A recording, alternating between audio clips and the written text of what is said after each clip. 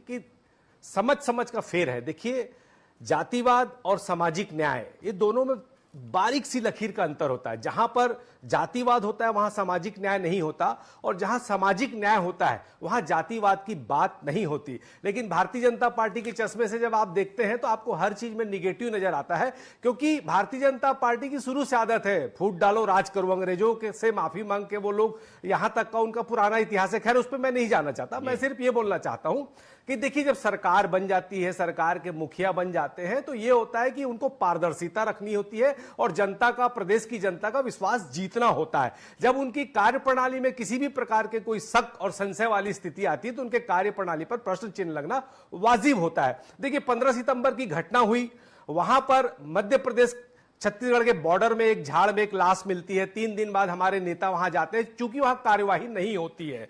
एक लाश वहां पर टंगी पाई जाती है। जब हमारे नेता जाते हैं तो वहां जाने के बाद वहां यह पता चलता है कि पुराना विवाद था, जमीन का भी विवाद था। देखिए, हर गांव में पुलिस के मुखबिर भी होते हैं, कोटवार और सचिव जैसी कई व्यवस्थाएं भी होती हैं। लॉ एंड ऑर्डर फेल था, प्रशासन को पता नहीं चला, पुलिस विभाग को पता नहीं चला। एक बड़ी घटना घट गई। लगातार आप देखिए 9 महीने में कई लॉ एंड ऑर्डर की घटना हो रही। मैं बलौदा बाजार और बाकी अन्य घटनाओं पर आज जाना नहीं चाहता, क्योंकि देखिए, कहीं ना कहीं जब हत्या होती है तो हत्या जब होती है तो जिस इंसान की हत्या होती है उससे जुड़े हुए कई लोग, उसके नाते, रिश्तेदार, परिवार और गांव में दोस्त यार भी प्रताड़ित होते हैं। जब एक इंसान की हत्या होती है तो उसके साथ इंसानियत और मानवता की भी मृत्यु होती है।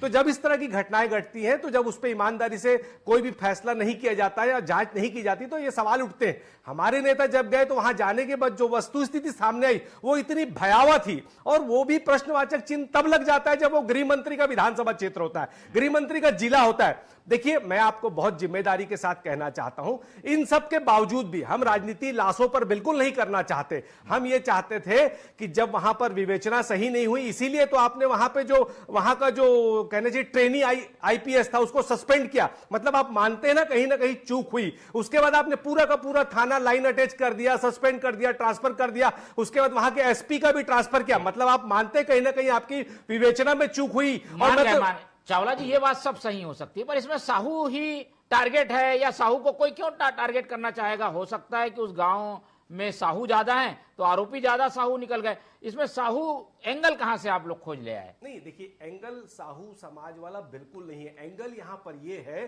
कि हमारा साफ साफ मानना है कि जिसकी जितनी हिस्सेदारी उसकी उतनी जिम्मेदारी, हम ये मान के चलते हैं। आज इस प्रदेश में एक ऐसा समाज जो ओबीसी का सबसे बड़ा समाज है और उस रास्ते पे चलता है, माता कर्मा के रास्ते पर चलने वाले ये शहीद ये दानवीर भामा शाह के वंशज, जो लोग किसानी से और छोटे छोटे दुकान से जुड़ा हुआ काम करते हैं, जो बहुत सरल और बहुत सभ्य समाज है। इस प्रदेश में इतनी ज्यादा संख्या में इनकी हिस्सेदारी है और उसके बावजूद प्रदेश के विकास में इनका योगदान है। और इस इतने बड़े समाज, इतने बड़े पिछड़े वर्ग के समाज को जब न्याय नहीं मिल रहा है तो हम ये मान के चलते हैं कि जब इतने बड़े समाज को न्याय नहीं मिल रहा है तो इस सरकार के रहते किसी और समाज, किसी धर्म, किसी जाति के लोगों को न्याय नहीं मिल सकता। इसलिए यह बताना छत्तीसगढ़ की जनता को जरूरी था कि प्रदेश के पिछड़े वर्ग का सबसे बड़ा समाज अगर इस प्रदेश में सुरक्षित नहीं है तो दूसरे समाज के लोगों का क्या हश्र होगा, यह भली भांति हम समझते हैं। इसलिए हमारे नेता भूपेश बघेल जी ने 5 सवाल पूछे सरकार से। अगर सरकार उन 5 सवालों का जवाब दे देती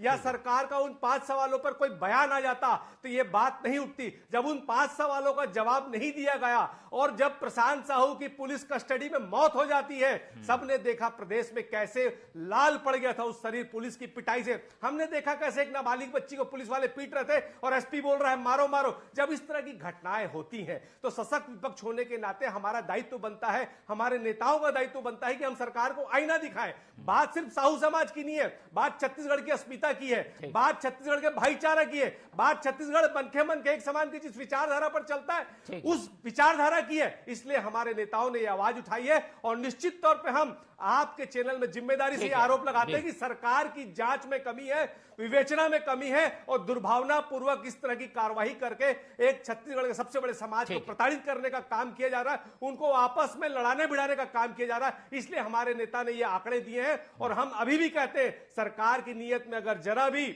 सच्चाई है तो इस पूरी घटनाक्रम में दोषियों को सजा मिलनी चाहिए।